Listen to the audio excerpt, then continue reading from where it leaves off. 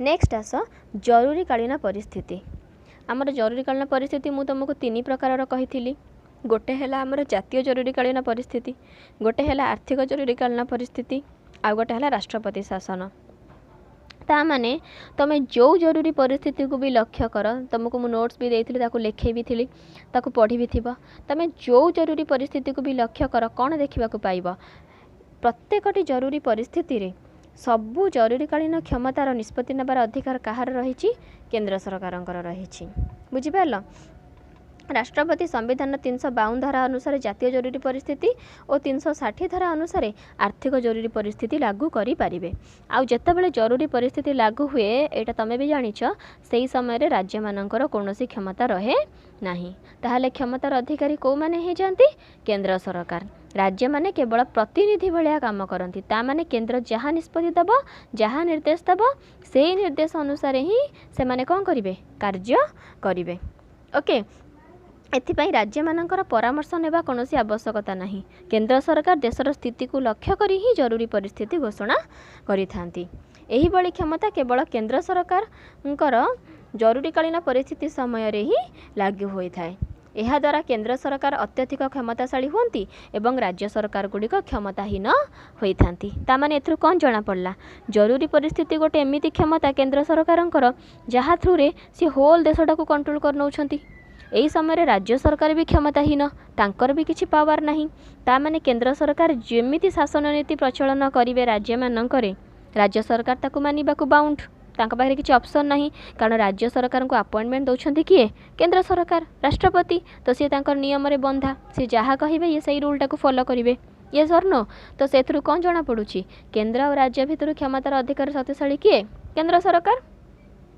Then आसिला एकक नागरिकत्व। एकक नागरिकत्व कौन ना? राष्ट्रसंघ व्यवस्था रे दौत नागरिक प्रथा प्रचलित। जो जो देश गुड़िक आमर संघीय राष्ट्र, जमीक अमेरिका है गोटे संघीय राष्ट्र। ओके, तो सेठी कौन होची ना आमर द्वैत नागरिक प्रथा प्रचलित अटे। अमेरिका जड़े व्यक्ति निज राज्यर नागरिक होगा सहित राष्ट्रसंघर नागरिक अटे। तामाने अमेरिका रे जिते सब लोक जन्म हुअंती, फास्ट से माने निजे जो राज्य जन्म ग्रहण करछंती, प्रथमे तार नागरिकता ग्रहण करिवे, तापरे से माने होल देशर नागरिकता ग्रहण करिवे। तामाने तांका पाखरे दीदीटा आइडेंटिटी प्रूफ रहिबो। किंतु आम पाखरे भारत भी गोटे संघीय राष्ट्र, किंतु भारत पाखरे केवल गोटिए परिचय रहउछि। सेटा काहा नारे परिचय रहउछि? केंद्रर नारे। दैट मीन्स आमे समस्ते भारतीय। आमे भी राज्य मानकर बिलोंग्स करूछु, किंतु राज्यर कोनोसी परिचय आमे परिचित होउछु।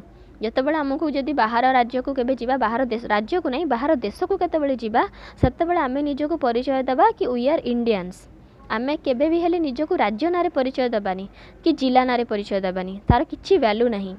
आम परिचय आम देश को नेकी। ता माने भारत जदि गोटे संघीय राष्ट्र बोली कहूचु, ता माने तार दीटा परिचय रख, ताहाली जाई सेटा को संघीय राष्ट्र कहा जीवो, जेमिति कि केंद्र एंड राज्य। किंतु एठी कोन होउची? आमर दुईटी तक बदल रे केवल गोटिए नागरिकता आमर रही, आ सेटा हला केंद्रर नागरिकता। ओके, तो एठी भी कौन जना पड़ला?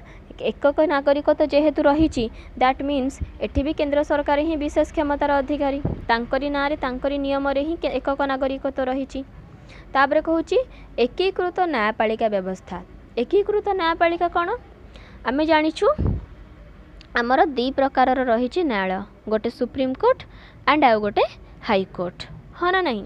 तो सुप्रीम कोर्ट समग्र देश पाई गोटे सुप्रीम कोर्ट रही, एंड राज्य मानक पाई निज निज राज्य हो किंबा दीटा बा तीनटा राज्य को मिसेकी हो गोटे हाई कोर्ट भी रही। बुझिपार? ता माने हाई कोर्ट्स माने राज्य मानक काम करती, सुप्रीम कोर्ट होल देश पाई काम करती। ता माने कहार पावर अधिक? ऑब्वियसली सुप्रीम कोर्टर पावर अधिक हम। हाईकोर्ट मानकर राय को विरोध रे भी लोक माने सुप्रीम कोर्ट रे आवेदन करि पारंती। ता माने एथुरु कोन जणा पडुची?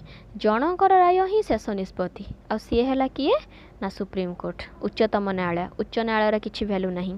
उच्च न्यायालय राय को भी खंडन किए करि देई परिबो? सुप्रीम कोर्ट करि देई परिबो।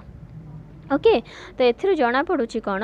आमर जेतेटा न्यायालय भी आम देश रे थाउ ना काहेकि, केवल केंद्रर ही न्यायालय जोटा रही सुप्रीम कोर्ट, से ही विशेष क्षमतार अधिकारी। ता माने न्यायपालिका व्यवस्था रे भी राज्य मानक अपेक्षा, राज्यर न्यायालय अपेक्षा कहार न्यायालय विशेष क्षमतार अधिकारी? केंद्रर न्यायालय कि नहीं? तापर देख लिखाला एकक संविधान।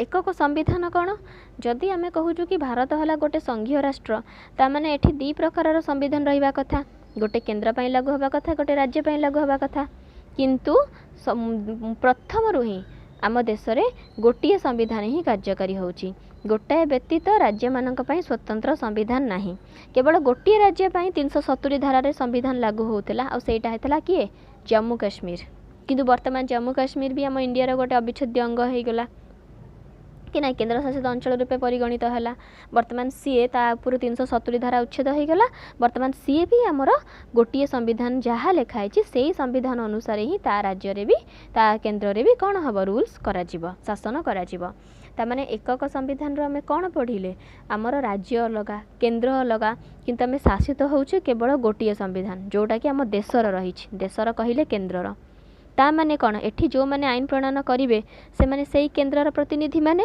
संविधान जो किसी चेंज है किसी परिवर्तन होची किसी संशोधन होची किए करुची पार्लियामेंट करुची पार्लियामेंट कोठी की अच्छी कि केन्द्र ही अच्छी ना नहीं ताने एठी केन्द्र सरकार नियम ही देश में संविधान चेंज है आ से नियम को मानिकी राज्य माने रहिले ताने एकक संविधान कार्यकारी है ताने एठी भी केन्द्रर प्राधान्य रहिला।